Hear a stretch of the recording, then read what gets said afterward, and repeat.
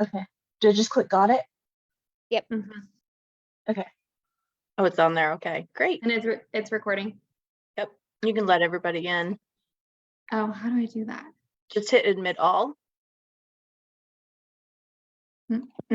Also on the bottom corner, if you guys want to add like something to the conversation but don't want to be rude, there's a reactions button on the bottom, so you can just raise your hand if you want to words. Thanks. Yeah, and if you ever want to just send a chat. Okay. Welcome, everyone. I'm Stephanie Coleman. I am the Autism Family Educator for Kansas LEND. If you don't know what LEND stands for, it's Leadership Education in Neurodevelopmental and Related Disabilities. One of the programs that I have, am very fortunate to have in my department is the Girls Night Out program, or GNO, at KU Medical Center. And we know that girls and young women are not diagnosed as soon as most boys are. So there's not as many autistic females out there. They get diagnosed much later in life. So we're excited tonight to actually get to hear their opinion. This is an all-female panel tonight, and they're going to express their ideas of acceptance, connection, perspective, and everything about the Girls Night Out program that they have previously been a part of. So I am going to go ahead and before I turn it over, I want to let you know if the slide goes down and you're on Zoom and your camera is on, you will show up on Facebook. So if you don't want to be, because we are streaming live on Facebook, we're being recorded. Yes, we're going to be, whoops. Okay. Now we're being recorded. Oh my goodness. Okay. So if you don't want your picture shown up on the recording or Facebook, make sure you leave your camera off. All right. Now I am going to turn it over to Mallorey Beckloff, who is the program coordinator. She does it all for GNO. So I'm going to turn it over to her. She is moderating this panel with Katie Schmanke. Yeah. Sorry, Thank Katie. you, Stephanie. And we could not do it without these young women and individuals on our panel. So we're so thankful for this opportunity and excited to get to hear and have a conversation, really casual. We're excited to have questions come in and hear from Katie, Gigi, Brooklyn, and Avery. I'm admitting people as I get the little beep. I'll do that, Mallorey. Don't worry about that. Okay, I'll take care of it. Okay, so welcome everyone. I'm Mallorey Beckloff, and so excited about this opportunity and excited for you all to hear from Gigi, Brooklyn, and Avery. So I'll hand it over to Katie Schmanke. Yes, I am Katie Schmanke. I am an occupational therapy student at the University of Kansas Medical Center, and I've been working with GNO on my capstone this whole past semester. And I will introduce the rest of the girls here. Avery is with us. She uses she, her pronouns and is an autistic person. Brooklyn uses she, her, they, them pronouns and is neurodivergent. And Gigi uses she, her, they, them pronouns and is an autistic person and a self-advocate. So welcome everyone, and we will get started. Yes, thank you, Katie. Okay, so first question for our panelists. What does autism acceptance mean to you?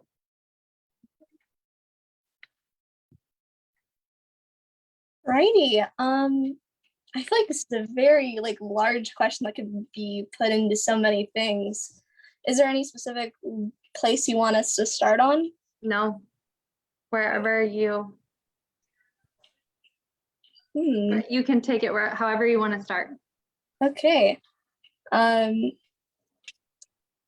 don't want to speak over anybody. I feel like it's just kind of, at least the umbrella term for it is just accepting people as they are and trying not to put them in a box and just understanding their needs. Just treating us like, Read normal that note. beings.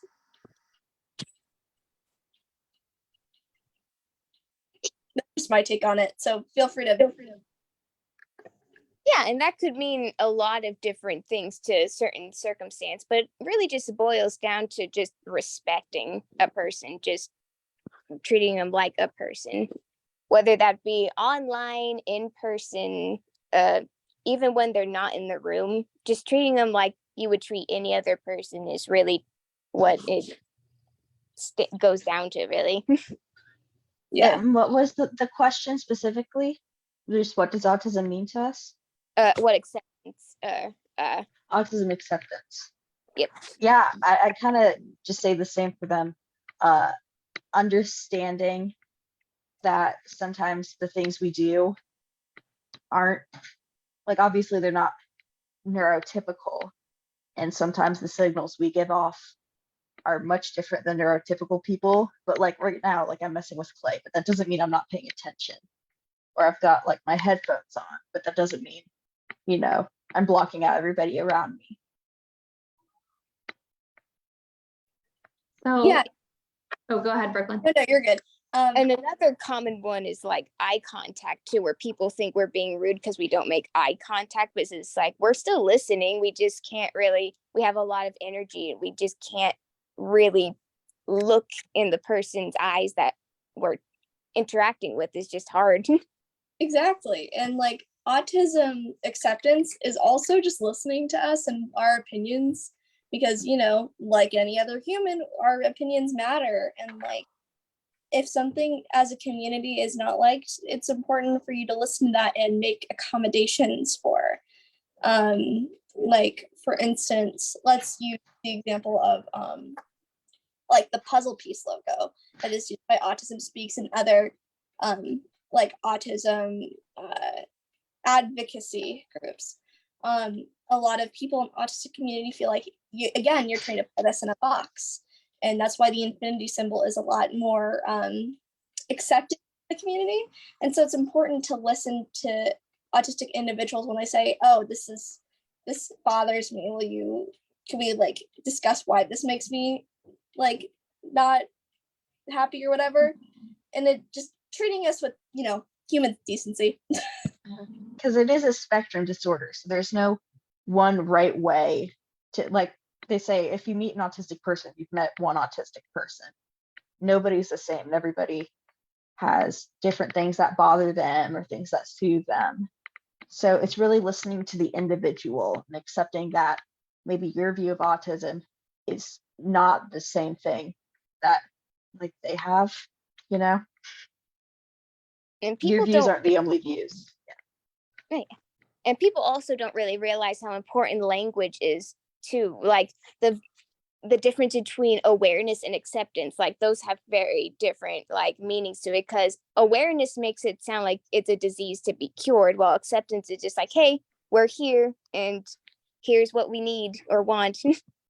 It's very nuanced. So that was you guys totally took the words out of my mouth. I was gonna ask about your thoughts about the puzzle piece and then the infinity symbol.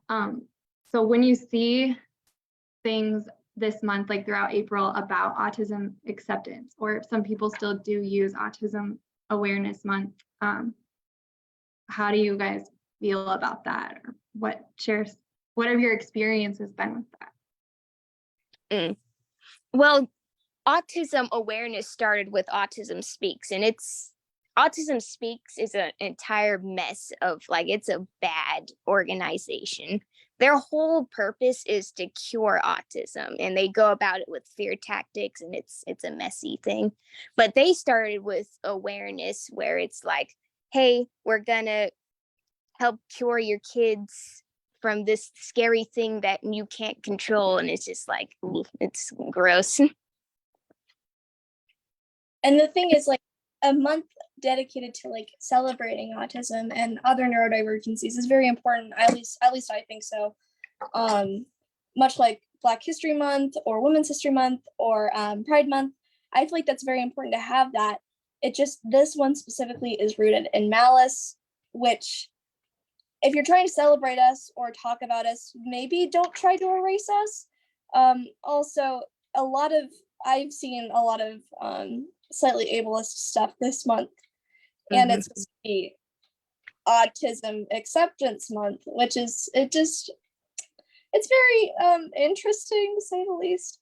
But I feel like it's important to realize, like, oh, are people using fear tactics? Are they trying to say, oh, autism's this way or that way during this month? And it's just, again, listening to the autistic community, like at multiple angles from it and stuff. I personally have never been a big fan of like certain months dedicated to things because it's usually just used by corporations, honestly. So I didn't even know it was Autism Acceptance Month because, like, I mean, July is National Hot Dog Month, so they'll do anything for each month. They don't really care. Yeah, a lot of things I see are ableist while trying to come off as progressive, you know, like how to calm down an autistic person, but then they'll give you things like give them a big hug or like put them in another room where they can be alone. It's like, no. You're right. You are getting a lot of claps. I'm seeing that. I don't know if you guys can see. But. Yeah, thank you for all the claps. Okay. Goodness. We'll move on to the next. I would love to just ask real quick what, Oh yeah. And maybe the answer that you'll say, Avery, is really, it just depends on the person, ask the person. But I'm wondering, instead of, or if we can't talk right now, it's okay. But instead of, No, you're good. My dog just barked. You know, the big hug or put them in a different room, what would you say? Like if you were to give, you know, how to make an infographic on that, what would you say? Or would it be just ask the person? It really does like ask the person, but you should probably know beforehand. Like it's something that should be discussed. I guess if you don't know the person, one of the things I would do is maybe remove them from the situation, but go with them, you know, give them some space, but stay there with them, available if they need to talk or if they need comfort, if they want that hug, but don't go give it to them. Wait for them, because we will be able to show you that we want something. Our ways of showing you is just different than other people's. Yeah, like some people will use like a speech tablet to help them explain, like, oh, I need this help. Some people can verbalize it. Some people might need to use sign. It's all different. And again, it's like if you met one autistic person, you haven't met all of them. We are as diverse as the rest of the people here who are neurodivergent or otherwise. So Yeah, and another thing I'd also like to add is like for really young autistic children too, they also usually they don't even understand what's wrong. They have a lot of big emotions that they don't know how to express. So for that kind of stuff, you're learning with them too. They're also just needing to learn their own boundaries as well, as long with you as well. So ladies, I want to ask you a question. I am a mom of a young man. He's 27. Let's not age him yet. Who is on the autism spectrum, and he found out later in life. But for me, the puzzle piece, and I know how you feel about it, and I totally appreciate your responses to that. And I understand about Autism Speaks as well, okay? But that puzzle piece to me was that I was missing pieces, that the puzzle piece was for me, to put me together so that I could support my son. Now, I know that not everybody believes that. You know, I understand that originally that puzzle piece came from Autism Speaks, and that you all were broken, and you're not broken. You're perfect just the way each of you are. But I was the one who was missing information. So what do you think about that when I say something like that about the puzzle piece? I really like that switch of narrative. And I really wish it was viewed that way, but from the way it's mass produced is that, oh, we're missing something. And then with the infinity symbol, it's more all encompassing, no matter if you're neurodivergent in autistic way, or if you're just trying to help somebody who is autistic or on the spectrum. It's leaned towards like the more all encompassing rather than limiting, no matter where your perspective comes from. At least that's how I viewed it. I don't know for Avery, but that's how I love the infinity symbol too. I use both. So Yeah. Historically, the puzzle piece just has a lot of negative connection to it. So there's just a lot of history that's really hard to bury with the puzzle piece. So for me personally, it's just a big no. But it's interesting to see how you see it though, from like an outsider perspective Yeah, I think that's really neat how you see it. Honestly, I think everybody can draw their own conclusions from anything, because the way we view one symbol may be completely different from the way somebody else views a symbol. It's like pride flags. You know, some people, they all view it in different lights, and everybody chooses their own identity. And it's obvious that you're not endorsing the original creator of the symbol. So I say it's fine. If that's what you feel like applies to your life, then I think that's totally valid. well, it definitely was, because I was missing the pieces I needed to help Matthew have the good life that he wants. So anyways, thanks for answering my questions. I appreciate that. No I problem. so appreciate this honest conversation. It's so amazing that you guys are open to being answering Stephanie's question. I don't know, can you all see the chat? I was going to say you should share I the can. chat, because those on Facebook can't see that. So will you share Okay, those so comments? yeah, so just so many positive words I want to share. Tara, I want to celebrate that these beautiful her. people are brave enough to tell us this. Absolutely, Tara, I agree, from Laura. And then in response to about the puzzle piece, Tara said, I thought it was that we needed to learn to fit in their lives. I saw that too. That was a really good point. So many Because, like I different said- perspectives, and just like I love what you said, Avery, about the different symbols mean so many different things to different people. Yeah. Yeah, at the end of the day, it really just depends on like the autistic person who's being labeled, like what's more comfortable for them personally, and like I think that's a great point, Brooklyn, because it really comes down to you, because it is about you. So I think that makes sense. So Mallory just shared some of the next questions we're going to be talking about. Masking is the topic. So first question, how would you explain what masking is to someone? how I would explain masking is like a performance, but for everyday life. Even when you're not interacting with another person, you are learning to do it by yourself. So when you go out again, you're being as normal as possible to neurotypical people. It's just like acting, but not in the fun way. Yeah, I 100% agree with you, Brooklyn. I've been in theater for about like 5 or 6 years now, and I took it really easy. Like I really loved it, and I took it really easily. And it wasn't until recently that I figured out I've been really acting my entire life as a neurotypical person. And the thing is with masking, people are getting both benefits out of it. The autistic person seems like neurotypical, and the neurotypicals are happy. But it's actually a lot more deeper than that, because a lot of autistic people physically and mentally feel burnt out after masking.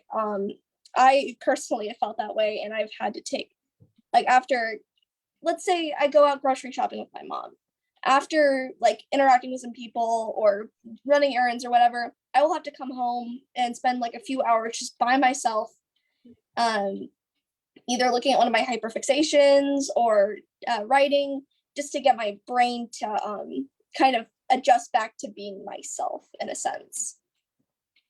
So I'm kind of different to this question, because I never used to mask before the pandemic. I was never self-aware of what was happening. I knew that I was doing something wrong because everybody seemed to be uncomfortable around me. I'd blurt out random things. I'd make random sounds.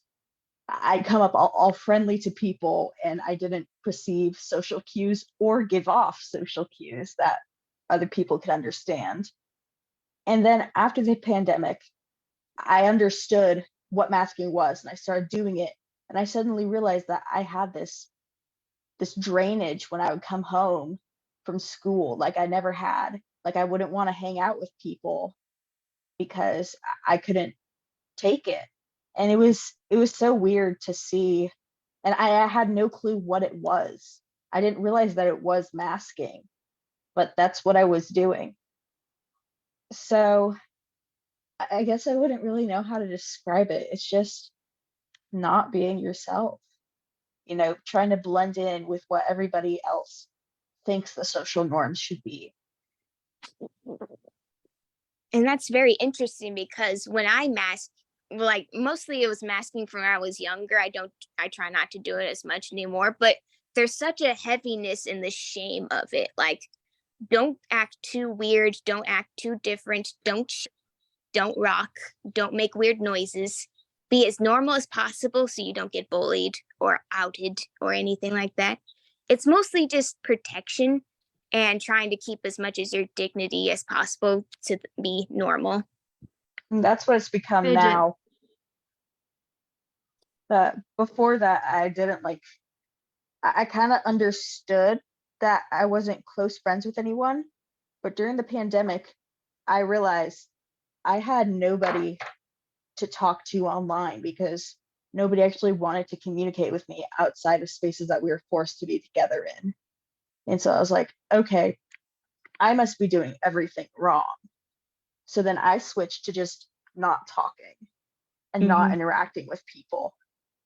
And I felt better in the sense that I was like, well, it doesn't seem like anybody's uncomfortable around me, but now nobody even cares to be around me because I don't do anything. So it's kind of hard to find that middle ground. Mm-hmm.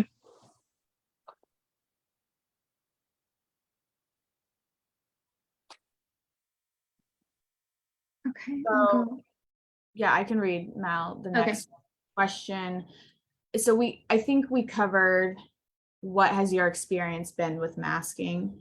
If you have anything to add to that, feel free. And then the next question would be, how could people in the community help you feel more comfortable being yourself, aka not masking? And I'm gonna put these in the chat if Mallory didn't put them up. Yeah. I'm gonna beat a dead horse once again and say, just, listen and be empathetic to us, because I feel like that should be like basic human knowledge for any, friendship or interaction, is just understanding what they're going through. Like, oh, if I need to take a break and if I'm I need to stim or just be freely about myself or talk about something I'm hyper focused on, give us the space to do so. Obviously, some of us are working on social cues and stuff, and it might take us longer than others. But just being patient. Patience is the ultimate, it's the golden rule in a sense here, is what I'm trying to get at. Yeah. Yeah, that's perfect, honestly. Because there's going to be like a block with how we communicate. We just communicate differently. That's just how it's going to be. But with enough patience and respect, it's possible, I think it needs to be an all around more acceptance, because I mean, you're going to run into people who aren't autistic, who communicate differently and who have other, communication struggles. So I think it needs to be taught more instead of, just the basic social cues. I think we should be taught other kinds of social cues, such as hand movements and what that kind of thing should mean. That could mean getting anxious or excited. And I think communication too, talking to someone, saying, how are you feeling right now? Is this conversation something you want to be having? If you sense that something is off, because I'd certainly be glad to say, yeah, this conversation is going great, or say, no, I'd rather change subjects. Oh, there's something I also forgot to add when we were talking about experiences with masking. Specifically, since this is Girls' Night Out, an important thing to note is that autistic women or autistic people who are assigned female at birth are forced to mask at a very early age, whether they know it or not, because society will go, it's like, it goes along with misogyny, with how, oh, women are supposed to act like this, do this, all of that. And autistic women aren't accepted like with their stimming or something. They're just marked off as quirky or the manic pixie dream girl, if you know about film history. But it's important to know that, hey, we are also autistic, and like it should be recognized that we are kind of in a similar group, even though we're all different. Yes, I was, oh, sorry, Brooklyn. Do you want to go? It's so weird how society, even from like your very early age, where you don't even remember much, it's just like it can affect you for the entirety of your life and how you communicate with people, interact with people. And it's just, yeah, that was, yeah. I was going to say, it was so funny to jump from my first grade to my second grade class, because my first grade class, the teacher did not like, and she labeled me as a trouble student. He gets up and disrupts the class and is always trying to create distractions. And so that was the letter, you know, the thing that she gave to my second grade teacher. And then my second grade teacher was like, now wait a second, that's not what's going on. And she was the first one to help me receive a 504. And she taught me, she gave me fidgets for the first time. She bought me this like wibbly wobbly seat thing that I could put on my chair so I could move around, and she let me have flexible seating. And it was an incredible jump to see how putting me in an area where I can move helped me learn and like interact so much better. She's my favorite teacher. She's amazing. Cool, Avery. I had no clue about that. Yes. Honestly, my teachers who get it, and I love it. It makes me so happy. Yes, Yeah, Miss LaShawn, I love her. She's amazing. Man, that reminds me when I was younger, and my mom, she was the best supporter, but she told most of my teachers that I was, you know, autistic and stuff, and one of the teachers gave me like STEM toys and stuff to mess with class and stuff, and we were in the gym, like we all went from classroom to do like this announcement thing, and I had my STEM stuff with me, and this teacher comes over, rips it out of my hand, and says, "You cannot play with toys outside of the classroom." And that confused me so bad. I was just like, little kid me is just like, you gave it to me. I need it. You know? Yes. I had my teacher, she gave me this like stuffed toy to mess with. And one of the kids went to the principal and said I brought a stuffed animal to school.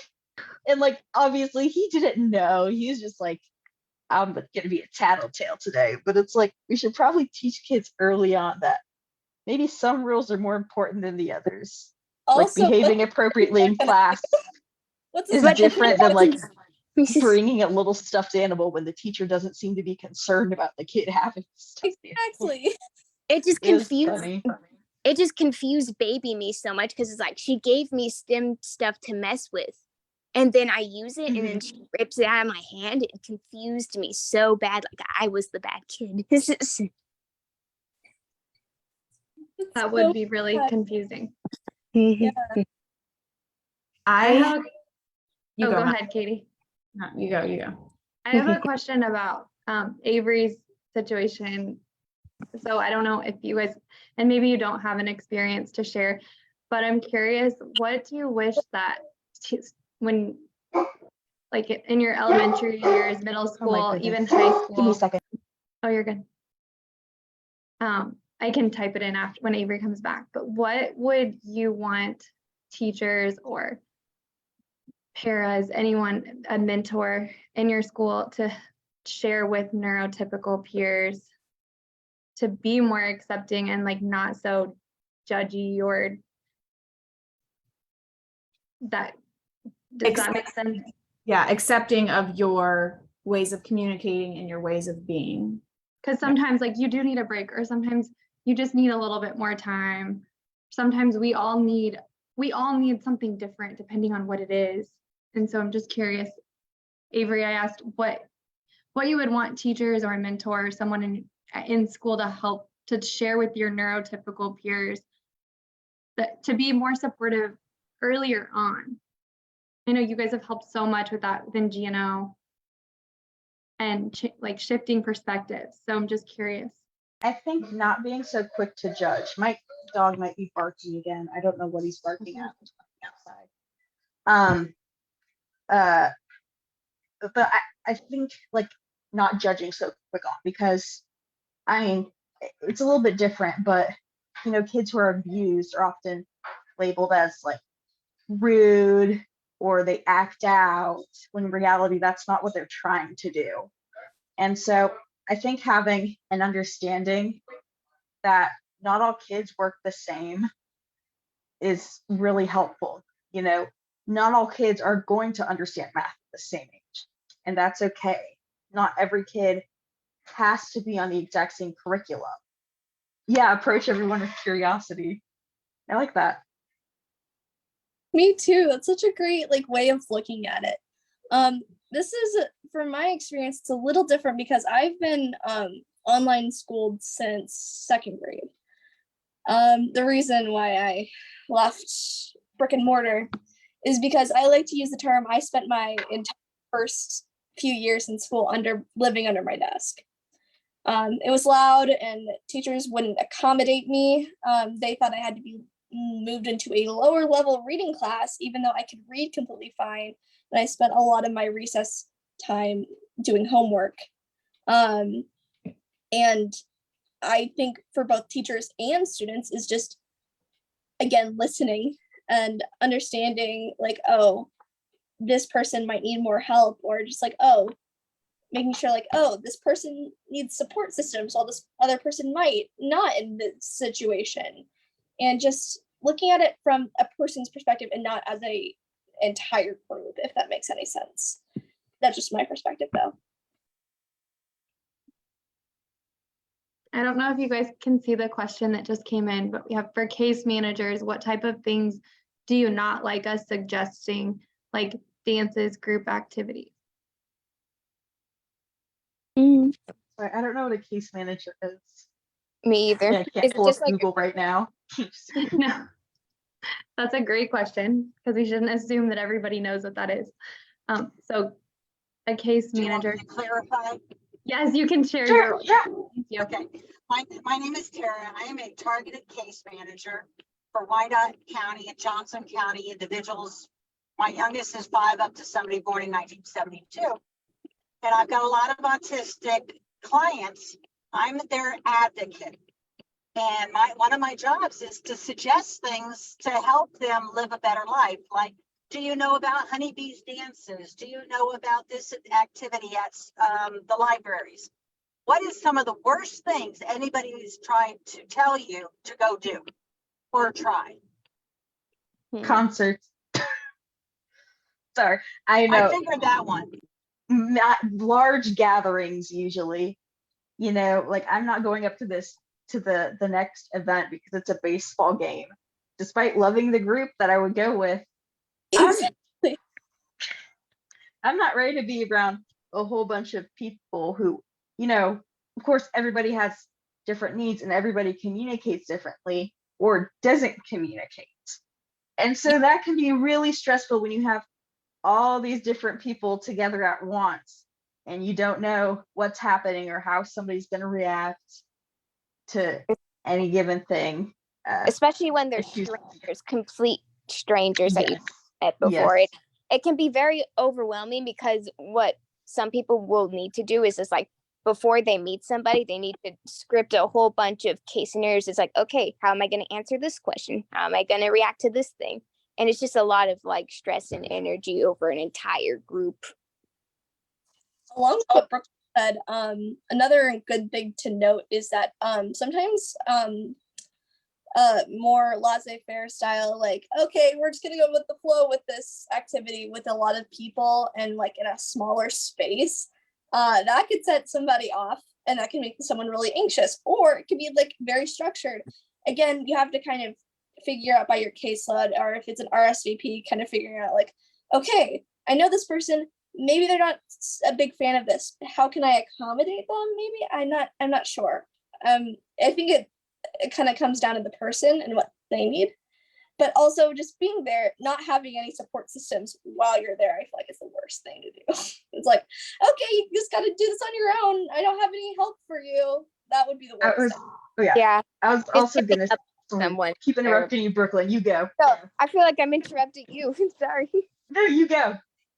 But yeah, either giving up on someone just because you're frustrated or trying to force them into a situation even though they said no is the worst. And I'm sure you don't do that because this is obviously Yeah. your job for a long time. Honestly, Another course. thing. Oh no, sorry. No, Okay. I guess another thing would be something that they are completely unfamiliar with. You know, maybe, maybe they paint all the time, and then you suggest them pottery, which is something that, it works with their hands, but that's a completely new sensation. Play has a lot of new sensations that people have to get used to. I don't know where I'm going with this, honestly. Okay. I'm done. No, it was a great example. I think one thing that I know I've learned from all three of you just over the last few months is that, like, you've asked really good questions that we might not include in the details of events. So like, how many people are going to be there? Is there going to be a private space for us to take breaks? Like, those are details that like not every people just like assume that like it's okay. And I really appreciate when you ask those questions and to know to include that, so you can decide whether or not you want to go, or maybe this time isn't a good time for you. What are those, if you guys have examples, what are those types of things that you feel like if someone was going to invite you to an event that you kind of always want to know? How many people are there? How long is it going to be? Those are the two big things. What kind of weather will it be? Because I have trouble with that's a completely different other health issue, but that kind of correspond to autism, and it's important to know, like, okay, what clothes do I need to wear? Because I also have trouble like sensing, oh, it's cold outside, I probably should wear a jacket. So that's another good question to ask. And will there be a private space if I have a panic attack or if I need just a mental break? I want to thank you because I couldn't word what I was looking for, and you guys just hit it on the nail for me. Thank you. Yes. Yes, thank you.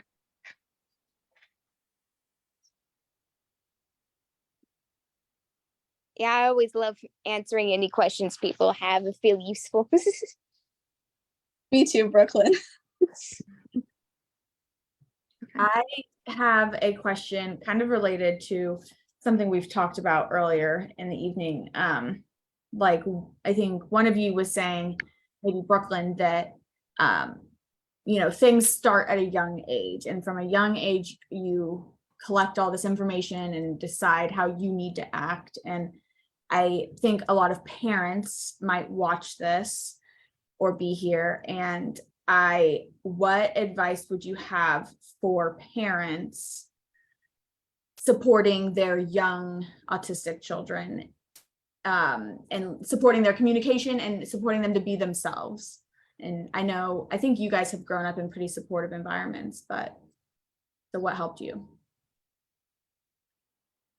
For me, it was multiple different like support people. And whenever I go to like the doctors, because I wasn't diagnosed with autism until a couple years ago, but I was diagnosed with ADHD. Well, they said I probably had ADHD around the age of 1, and 2, I got an official diagnosis. So they were pretty sure early on. But it really helped for my parents, especially, to have multiple people around to help, because I was a very wild child. And I would often run away, not like run away from home, but I would see something and I'd be like, I'm going to go over there, because I didn't know, despite being like drilled into my head over and over and over, because you can tell kids, especially autistic kids, over and over and over what you need them to do. But when it comes to the moment that they see something that they want, it's not going to matter to them. So yeah, I think having multiple support systems and multiple opinions, especially when going to see doctors and health professionals, is always a good thing, because there will be times where you might wind up with some nasty health professional. And it's good to have someone else to say, no, let's not do that. Let's work with something different. Yeah, and the thing about young kids too is it's like people underestimate how aware or how smart they actually are just because of their age. But you would be surprised at the kind of things little kids will notice, like the offhand remark or the way you act. The really little kid, we will notice, especially autistic kids. We pick up patterns really well. But yeah, so to the parents out there, you're still people, so we understand if you like get frustrated or upset or you don't understand. But even when you hit those limits, you just need to walk away, calm down, and come back with a fresh mind, because your kid will remember you getting frustrated, and then they feel like, oh, what did I do wrong, when they can't control it, you know? So it's important. We understand that it's complicated, especially if you don't have autism, but it's important to just be as patient as possible with you, especially with your little kids. And don't be upset if you can't handle it alone, because that's completely normal. Nobody handles everything completely alone. And a thing I'd like to add is to parents who have nonverbal autistic kids, or ones who won't know emotions like very outwardly, it's important to know that the kid still loves you, and it's harder for them to show it. Being autistic or any form of neurodivergent is very hard. It might be hard to put yourself in that person's shoes. But it's, again, as I said, it's empathizing and patience and just understanding that it'll take time. But they'll come, they will talk, they will in some form interact with you. It'll just take a lot of patience. Even though I was not nonverbal, I know some people, I've seen some people on TikTok and other social media websites that may or may not have been ignored by their parent, or their parents had kind of basically smothered them, for lack of a better word, because they felt like they were losing their child. And it's important just to be patient, even if it might seem very harrowing to do so. Also, your autistic child will grow up to be an autistic adult. So it's because something doesn't work now doesn't mean it won't work in the future, or your kid will learn stuff that helps them. It's a learning process for everybody, but it can change for the better. Yeah, I'm in a culinary class right now, and I've been scared of cooking for a long time. I'm almost 18, and I'm just now getting not afraid of the stove, and I've been cooking a bunch of stuff. So everybody, this is an important thing. Even non-autistic people, everybody grows at their own pace, and I feel like it's a thing that should be normalized. We all have things to work on. Yes. Speaking of culinary, I've been taking culinary classes this year, and my culinary teacher, is also my child development teacher. But my child development teacher is only good with neurotypical development. We did a whole session on autism in kids, and she was just kind of stuttering her way through it, trying to not offend anybody or do anything. And then right after that unit ended,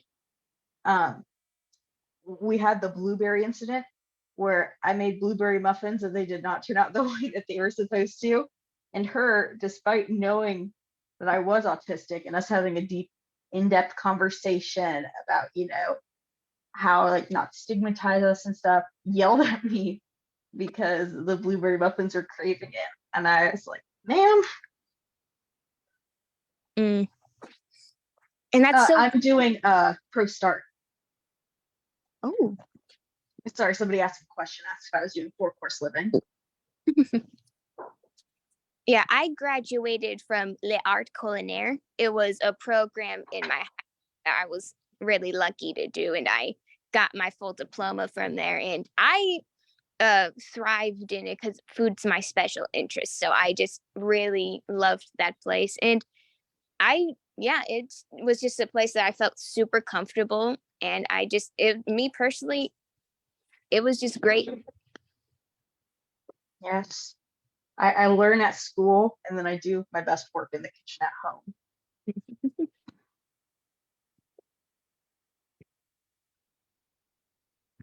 Okay. Thank you all. Katie, do you have the next one pulled up? I can.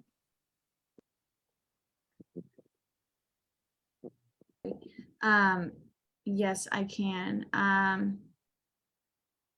I guess we kind of already asked, like, or do you feel like you kind of already answered what can people in the community do to help you feel confident and supported? I would say we've touched on that multiple times, but if you guys have anything else you'd like to add, I'm not going to stop you. Do you guys have anything else to share? No, my brain's empty. What'd you say, Avery? I said my brain's empty. I don't have. No, you're good. Important part of what we needed to say. If anyone has any questions or comments, you can always type it in chat or anything else. Yeah. Another question we had is, or Katie, did you ask the second one too? No, I haven't asked that. So tell us about an experience you've had when someone in the community asked you about your autism and you felt like you helped them understand you better. So I'm trying to think of a specific moment, but just this is going to be kind of a weird example, but my mom is also neurodivergent and she's been learning that and like going on her own self-diagnosis journey. And I helped her realize a lot of stuff because of my autism. She's kind of like my homeroom teacher because she helped me with my online schooling. But she noticed little things that she was like, I don't know if I do that as well. And like, can you tell me if this is something that you do or yada, yada, yada. But she learned some stuff from me because of my experience that kind of connected to her experience that helped her learn about her own neurodivergency. I know it's a little bit different from the actual question, but that's the closest example I could give out. Yeah, there's no right or wrong answer. So thank you for sharing that.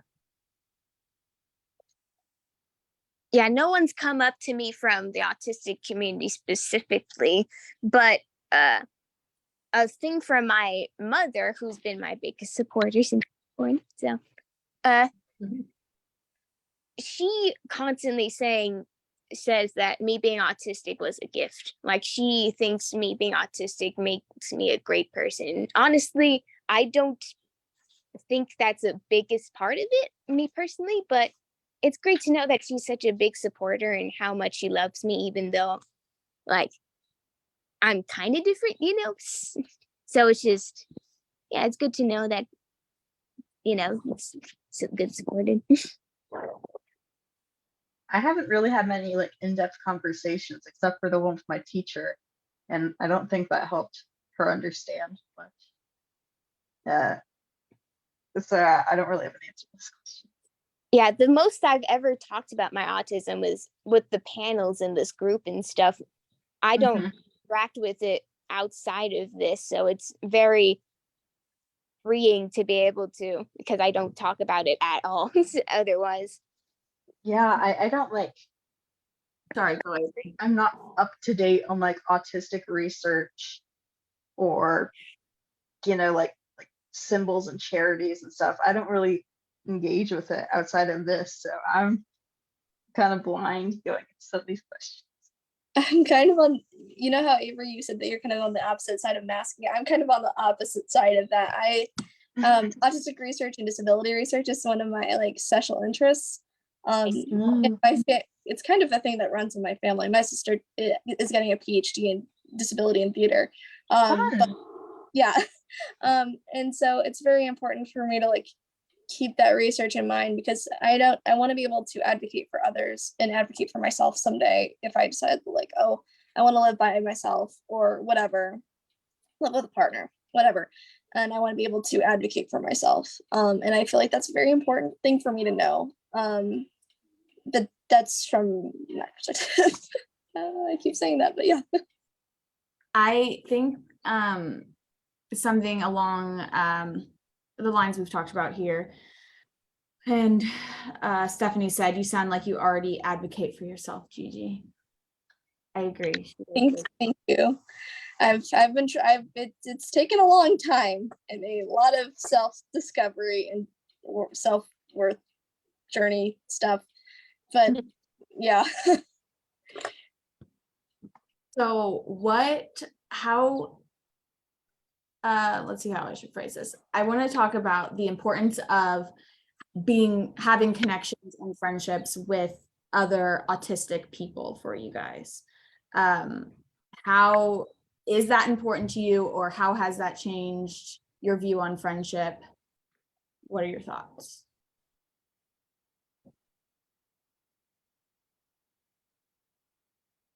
I didn't really interact with other autistic people until GNO. That's what attracted me and my mom to GNO in the first place, because I've never really hung out or talked to people like me before.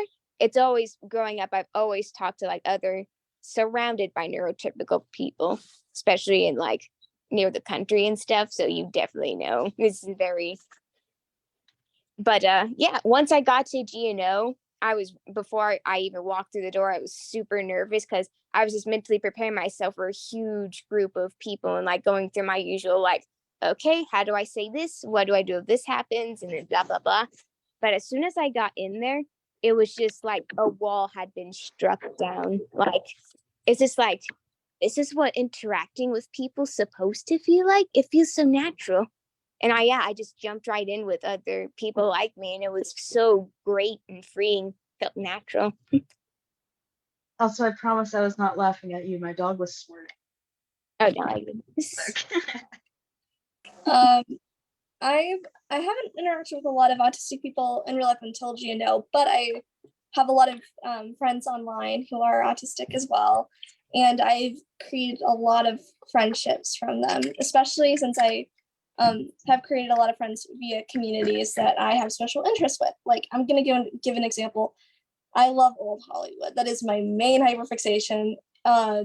And I have a Discord server that I talk to some of my friends on, and a majority of us are neurodivergent. And so it's super nice to get like similar perspectives and just getting to understand people like that are like me and like from different perspectives. And it just feels really nice and validating to know that like, oh, this isn't a weird thing. This is just how some people are, and I am one of those people. I don't really talk to people still. That is one thing I am working on. Especially, I don't have like deep conversations. Even when having conversations with neurodivergent people, sometimes it's still hard for me. Especially because, everybody's different. And sometimes people's mannerisms don't match mine at all. And that can be, it can make me nervous, but it's not the individual themselves that makes me nervous, It's just some of like the actions or the way they speak, or like how they, I don't know, some people can get like really huggy and touchy real quick. So I would say I have had, I've had my fair share of like neurodivergent friends, but I don't think it's easier to get along with neurodivergent people as opposed to neurotypical people, at least for me. I haven't really seen a difference. I still get nervous and then comfortable after a while. And that's why you get to know the individual. Everyone, what might be comfortable for one person is uncomfortable for another person. Spectrum. And Avery, one of my favorite things that you said at the last panel you were a part of was your example about being a zebra. Do you remember that? It was like the way you said that. Oh, that you're not a weird horse, you're a normal zebra. Love that. And the thing is, I'm in a different, I have EDS, which is a hypermobility disorder, and the people in that community are called zebras. So every time I hear it mention another thing, it's like solidarity. Is it okay if I mention something that Tara said in the chat with the Yeah, I saw that. Yes, manager? of course. You listen, I'm gonna be right back. Okay. I'm listening though. Or that everybody kind of grows at their own pace. And I don't see any disrespect of what you were saying. I just want you to know that, like, for me personally, it's gonna take me a little while longer than, like, I don't know, like a friend of mine, for me to like on my own, and I'm okay with that. And it'll take time for me to learn how to drive a car. And like it's growing at a different pace. Like somebody could like be able to let's say run a mile at a completely different age than another person. It all depends on it. It's looked at very differently from someone who is neurodivergent or has a physical disability. But that, yes, milestones take time. And I feel like I'm really glad that people like you are helping those who need them and want to grow at a certain pace. And it's also good to acknowledge those who understand that and will take their time as well. I didn't want to mean disrespect of what you were saying, and I hope it didn't come off that way. But I just wanted to put my statement out there on that. Yeah, I think that was great. But yeah, it's just like you can help somebody, but if someone that you're helping doesn't understand how you helped, you take away that support and it all crumbles. Like the old saying, you can lead a horse to water, but you can't make them drink, But it's just like you could help somebody, but if they don't understand how you helped, it's not gonna really matter. So yeah, everyone just grows at their own pace. I think there's such a draw to the American dream. You finish high school at 18, then you go to college, you go for about 4 years, you get a job, you move out, you get married, you have kids, and it's all supposed to happen in this one way. And I think people are scared to not fit into that box of, maybe I wasn't able to graduate high school at 18, or maybe I'm not able to move out by the time I'm 25. Maybe I'm not able to drive a car by the time I'm 18. And that's completely okay. But people see it, especially like people who can't achieve it on their own.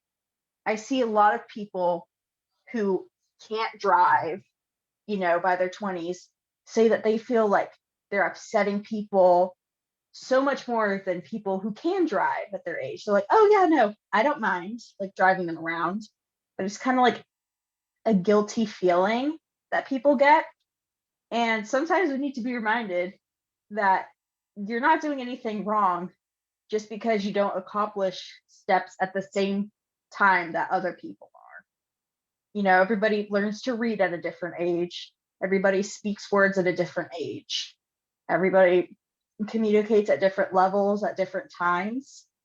And we need to realize that the basic guidelines, especially as for like child development, are based on European white neurotypical children.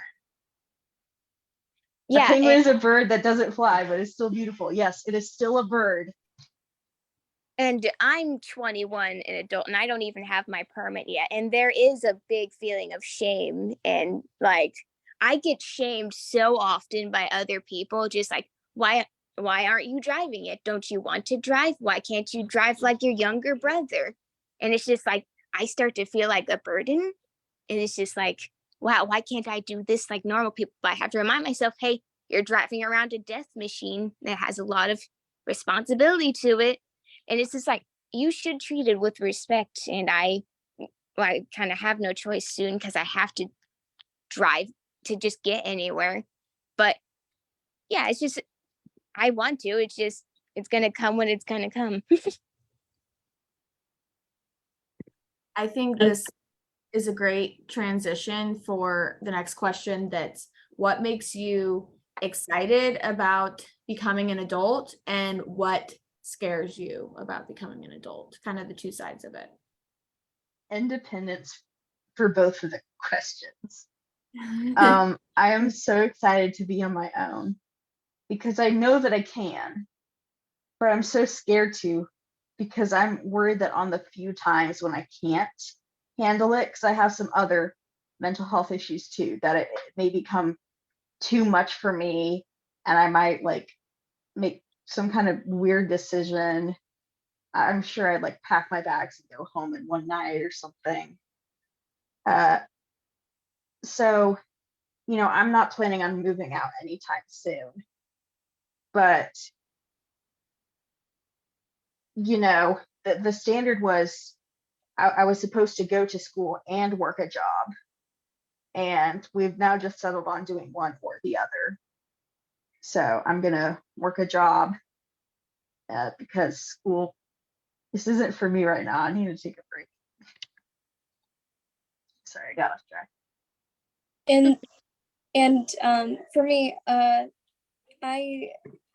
really excited that I get to finally like experience like, oh, I get to, because I'm doing a online college for, it's kind of like a tech school for animation and stuff, which is something I've always wanted to do. I've always wanted to pursue. And so I feel really excited that, oh, this is something I can like, oh, I've been planning my whole life for this because this is like one of my hyperfixations. I can do this. And getting into like the workforce and stuff. But I do feel anxious of this is the time a lot of autistic individuals feel targeted because people think, oh, autism ends when you're a child. No, I'm almost 18 and I can tell you I am very much an autistic person. And a lot of people don't understand that, and that makes me feel nervous about transitioning into adulthood because there are some stuff that I'm still trying to learn, and I'm afraid that people might judge me for that. But hopefully there are some things that look like that might seem easier than it did like whenever I was younger. Yeah, and I already said earlier that I'm 21, so I'm technically at that adult age. But sometimes it doesn't really feel like that because I'm just like, I don't have like these big plans like other people my age do. I'm just kind of like living in the moment. But let me tell you, I am so much happier than I was when I was younger. Because like I'm exploring who I am in a more comfortable environment. I'm exploring who I am without shame. I'm just trying to take it a day at a time and just learn how to be comfortable with myself first and foremost. Instead of all these like huge plans like college, huge important jobs, a house, children. I saw that Tara put something in the chat. Can I answer it? So it's very much a double-edged sword.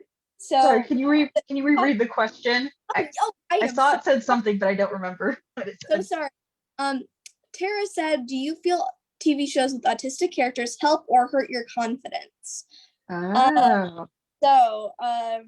I feel like there are some writers of autistic shows do not talk to actual autistic people when they create it or talk to wrong sources. And so they write them almost on the line of caricature or stereotype. And so it feels like they're really trying not to make a character, but to trying to represent the entire autistic community in one character, which, as I've said before, if you met one autistic person, you haven't met them all. But I feel like there are some autistic characters that truly like get it and understand it. And sometimes it's characters that aren't even autistic, but might be autistic coded, which means like, oh, they might have mannerisms that are similar to an autistic person, but they're not explicitly said. Like, I use this comparison during our first panel, and for the older people in the audience here, Radar from MASH, who is very smart, sometimes lacking in social cues, but and can sense various things that are like unspoken. And then for a younger audience here, Peridot from Steven Universe, who is very intellectual and is very much a rule follower, and again has some trouble with social cues. But yeah, I feel like it just depends on the writer, and if they're trying to encompass an entire community, it's going to be a toss-up for people, and it can depend on a person, at least to me. I just went on a little bit of a mini rant there. I am very sorry. No, Gigi, you were killing this, honestly. Thank you. Brooklyn, did you want to go next? Yeah. From what I've seen, very common, like, it's very important to see character versus caricature, because it can quickly become stereotyping over a good character. Because when you add a character to the story, you're saying something, or you're putting your bias into that character, how you think they should act. So when you add a character, you're saying, oh, this is how I see this character and how they add to the story. But when you add like stereotyping and stuff, it's just like, oh, comic relief, or hey, this character means this to me. And it's just like, ooh, or they're trying to make money out of it, which, you know, it's. And then there's a common autism like thing where it's just like, oh, they don't have good social skills, but they're very intelligent. And yeah, it's good seeing representation, but when you show it as one thing, again, then people just assume that's everybody. Sheldon Cooper. But yeah, it's very important to show, if you have to, or if you really, really want to, it's important to get a firsthand experience for it, because if you want to do it right, then you kind of have to go to the main source.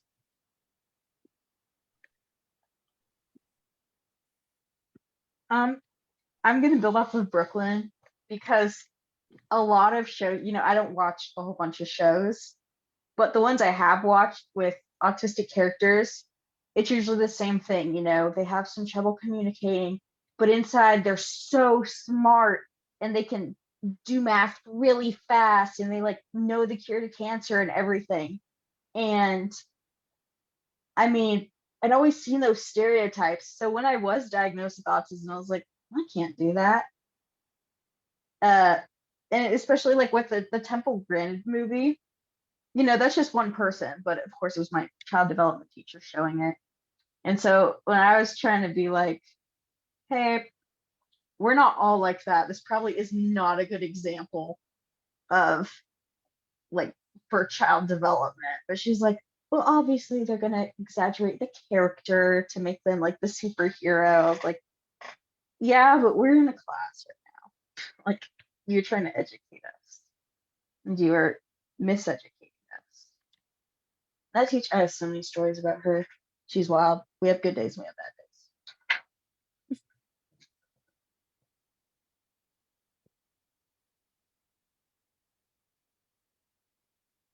days. Did you all see, oh wait, no, there wasn't. Just a comment. Never mind.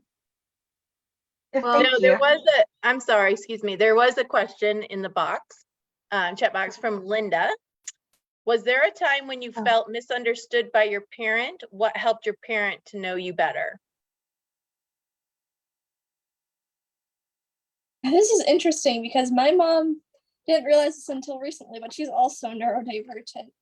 And the things that we would have sometimes disagreements on, we're very similar. So it's sometimes sometimes we sense each other's like neurodivergencies, or like, and we don't talk about it.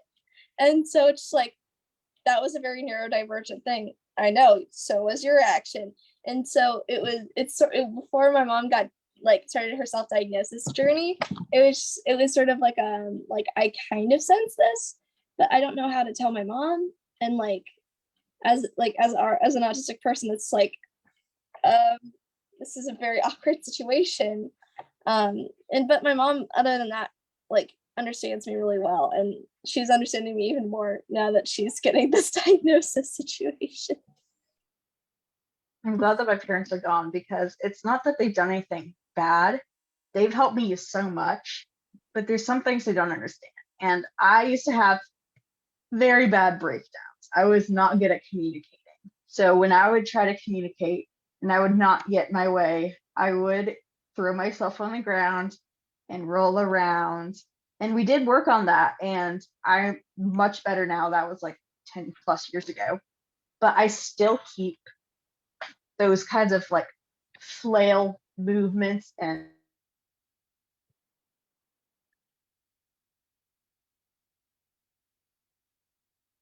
Oh no, did she freeze? Yeah, she froze on my end too. Yeah. Hopefully she'll come back.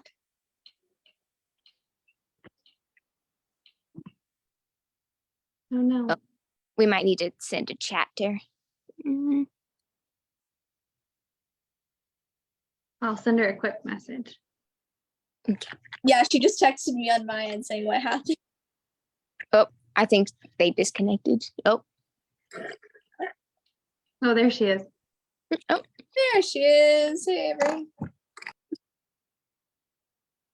Is she there? I see her square, but Yep. still frozen.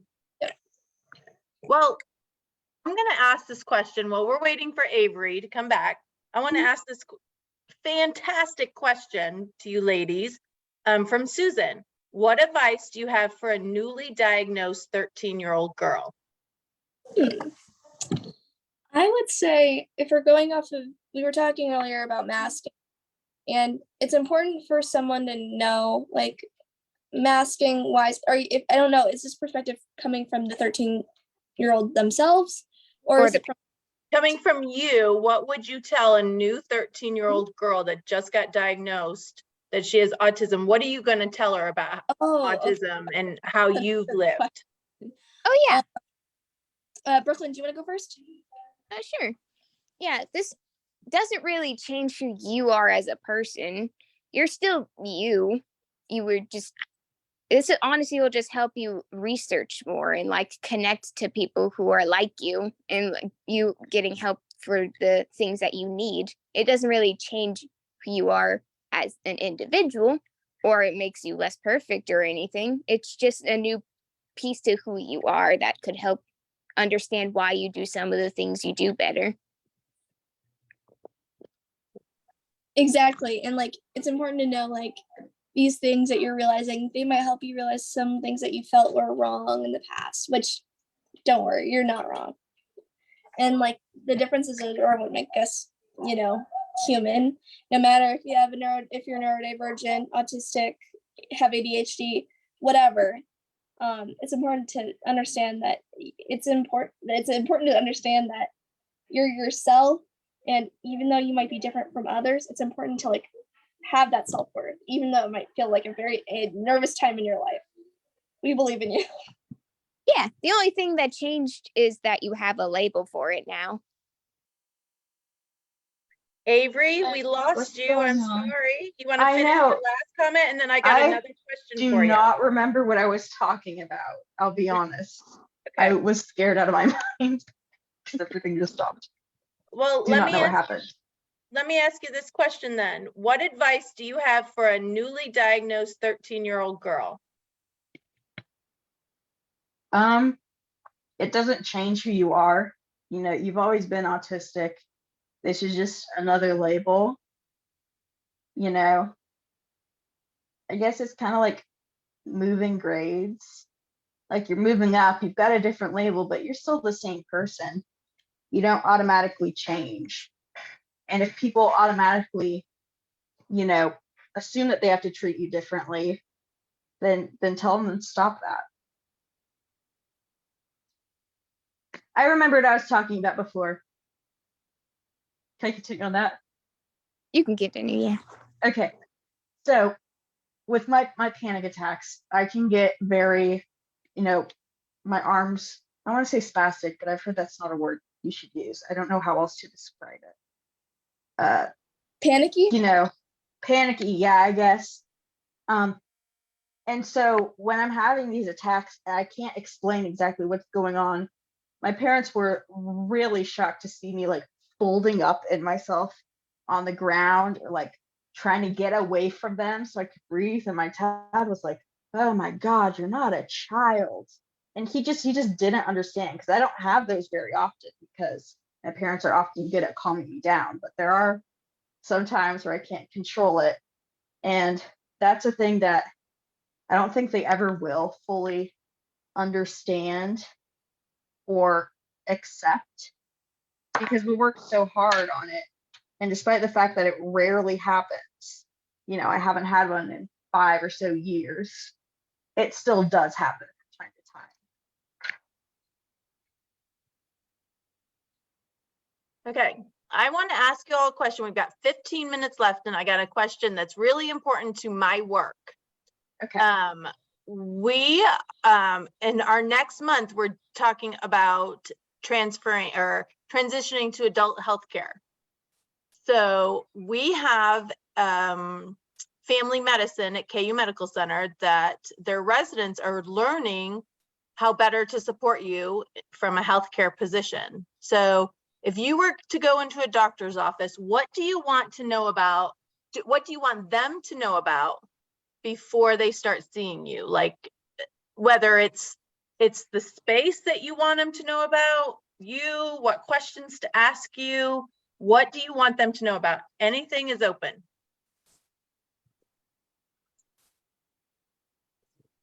I guess it's Yeah, oh, you go first, Brooklyn. Sorry. fine. I guess it's just taking our concerns seriously, because I've been brushed off before about being like nervous about a symptom that I've had or feeling different about my body. And I've been brushed off because of just like, oh, you're a young teenage girl, you da da da da, or hey, you're just overthinking da da da da da. And I'm just like, okay, but like, if I have concerns about my body, don't you think you should at least check about it? I don't know. It's just I'm used to being brushed off at the doctors, so it's just something to bring up. Brooklyn, do you want your doctor's office to be set up a specific way? Lighting, does it bother you or anything like that? Not really. Me personally, it's just like, Just take you seriously. Yeah, mostly like a social point of like, I know my body and I just want to make sure it's all healthy and stuff. That actually reminds me, Brooklyn, at GNO recently at the young adult group, we did like a little like small skit each of our groups did of like various ways of self-advocacy. And my group did something about like the prompt was, oh, you're at the doctor's office and the doctor keeps asking your mother about a sickness that you have and not letting you speak on the matter, which I feel like is a very common thing for those who are neurodivergent. And like the doctor not asking you because they assume like, oh, you're incapable, which for some it might be, but for others it might not. So it's important to look at, how can I help advocate for this? Or like, how can I help this person? Also, I think it's important to doctors to understand that a lot of autistic and neurodivergent people have also physical disabilities that go unnoticed because of invisible disabilities. I have something called EDS, as I stated before. There are no other doctors here in KC that have centers for it, except for Children's Mercy. So once I basically transfer, I'm not going to have another place to go to. So it's important for doctors to understand, like, oh, I'm autistic, but I also have this that might be connected to it, and understanding on how they could help with that. Great. Sorry, you talk, so I don't know what I'm going to say. No, Avery, I'm just sitting here thinking you were going to tell me you didn't want a waiting room full of people. I have had so many experiences in the waiting room, I cannot even begin to describe. No. But I don't know. I'm usually like chill when I go to the doctor's office because I've been there so much. But I'm usually with my parent, with my mom, because I do get nervous and I don't like speaking one-on-one, especially with doctors, because I have a tendency to forget things on the spot. And that's usually not good when trying to talk about issues. So I don't really know what else to say because I'm not I try to be a self-advocate, but man, I'm not good at it, especially when it comes to the doctor's office. So Yeah, I I think can't really help on this one because as long as my I- mom's there, I'm still. What did Mel just say? We all got things to work on. There are some more questions in the from Katie in the chat. Are there specific ways you want them to present information to you? Verbally, written? Are they too slow, too fast, too much info at once? I know that's a lot of questions, but I feel like it depends on the person. For me personally, I think they might need to take, depending on like what the session is. Like if it's like a normal checkup, I don't think I'll need anything except for maybe like a follow-up email. But like if it's a more like, oh, this is how your body is doing right now, I think I might need it to be broken down a little bit more. yeah, a thing for me is just like when I go to the doctor's office, I have to get a lot of stuff translated because it's from the doctor's perspective. So he has a lot of medical language that I just don't understand. And I feel like I have to just look up in order to even think about like how do I understand this or what does that do with this? So it's just really mostly this, like Gigi said, breaking it down to understand it.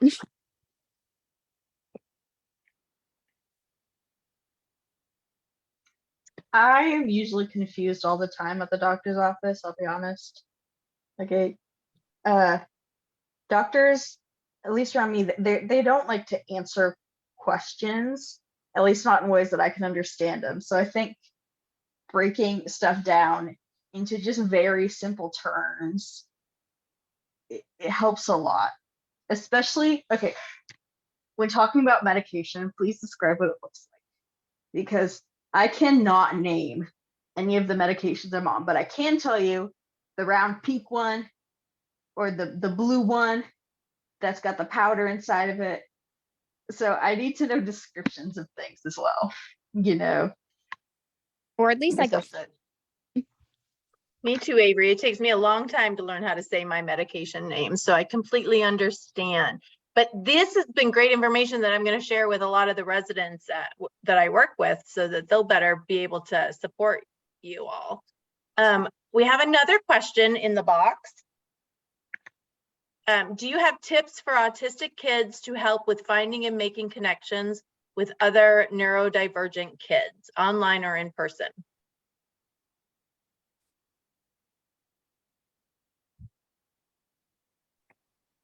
I didn't know if anyone else wanted to take the reins because I had an answer, but I didn't want to jump the gun again because it's something I feel kind of passionate about. To take over.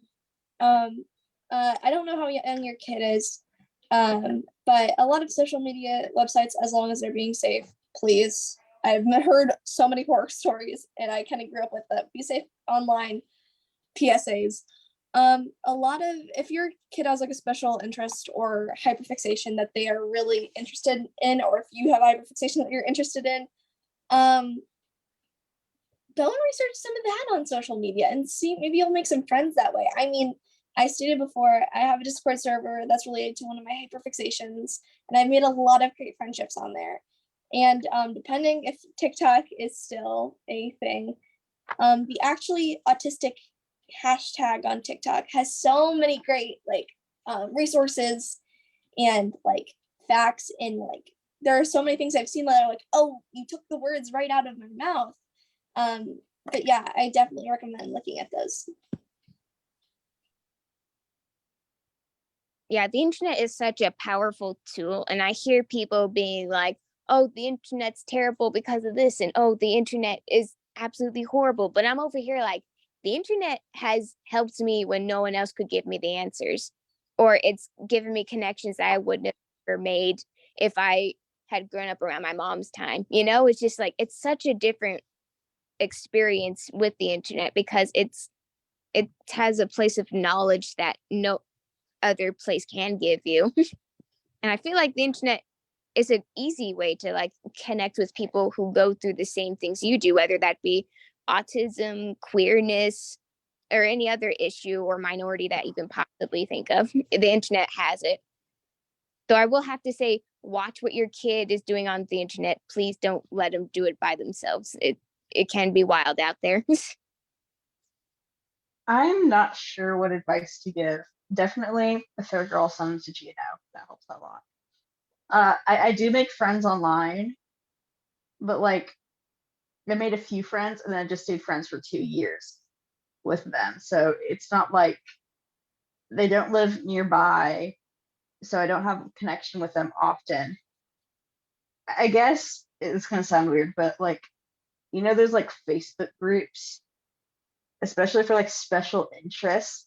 Those are always good because there's always gonna be that one parent that has, you know, they have someone on the inside who could definitely hook you up with a free art class for your kid or stuff like that. I know my mom is in a bunch of those and it's gotten me into like a few art classes or free like tours of places.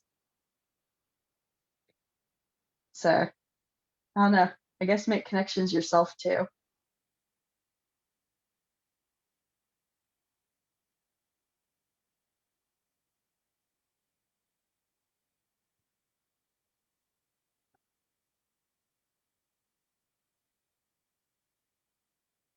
And I know we only have a few more minutes, but if you guys want to, if anyone else has any questions or to end this, Brooklyn, Avery, Gigi, this is now your second panel experience. So proud. Thank you so much for sharing and answering all these questions. Do you guys want to share, like, yes, Tara said, I want to say again how brave you all are. Yes, lots Thank of you. claps. I guess if you want to share one thing, like what's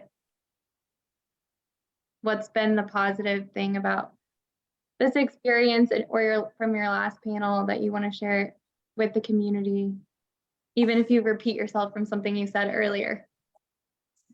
I would say that even though this is a small panel, both times, we will make an impact. I mean, the first panel that we did, a woman, I think around in like 60, in her 60s, recently got diagnosed with autism. And she was saying to me after our panel, like, this is so important. And like, if we just affect one person, it can reach out to many people.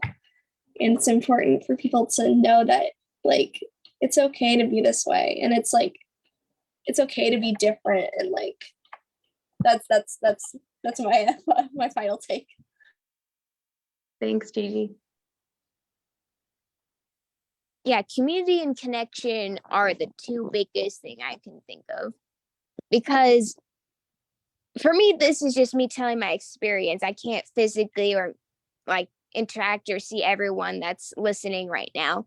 But even if I comfort or make someone realize, like, one person out there, help them, I'm just like, oh, I did my duty here.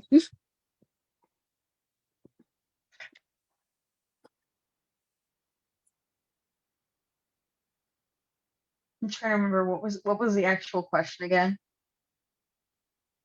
Sorry. No, you're good. Just something that any takeaway from this experience, anything you want to share. It's weird how so many people have my same experience, yet also have exactly different experience at the same time. You know, you can find someone who's had the exact same life growing up as you and they turned out completely different. And it's interesting to see. And it's been really fun meeting people, especially at the larger autistic conference, because you actually get to see people face to face.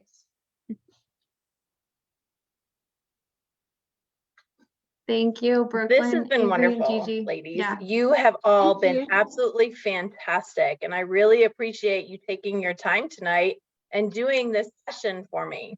I want you all to stay on when we get finished. So don't hop off too quickly, okay? I want to take a picture of you for later. We love pictures, don't we, Mallory? Yeah, Oh, we yes, do. she does. We love pictures, but And this is hopefully one of many podcast type panels that love these conversations that you guys are having. I think it's just so amazing. I Yeah, think and the ladies have a lot to say and a lot to share with other young women and young girls that, like Susan has asked, that young girls who are just getting diagnosed and they don't understand exactly what's going on. You have so much to share, and you've shared so much tonight. I think you all should do a GNO podcast on Facebook or something. Bring So a new I'll girl talk to on. Mallory. And there's so many other girls too. I mean, Jules is on here listening. You guys are connected to so many other people that you've met in our community. So yeah, and if anyone ever has any questions for next time, yeah, just even if it's anonymous, there's no yeah, just send any questions for the many panels for the future. We'll answer to the best of our abilities. That's all we Thank can you, ask Brooklyn. for. And for those of you who have joined us tonight, thank you very much. We appreciate you joining. And if you're watching this at a later time, we appreciate you joining. And you'll also have an opportunity, if you have a comment, to email it to GNO. So thanks all. Have a great evening. Yes, thank you. Avery, Brooklyn.